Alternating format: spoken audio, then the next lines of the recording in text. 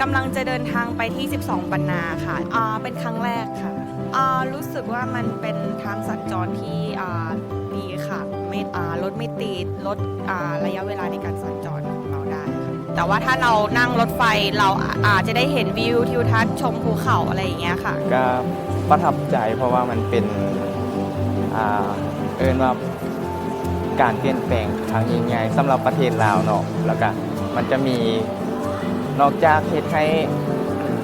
การเดินทางสะดวกสบายแล้วเนาะมันก็ยังส่งเสริมเศรษฐกิจลาวให้ในด้านการท่องเที่ยวสินค้าต่างๆเนี่ยก็เฮ็ดให้ว่องไวหลายขึ้น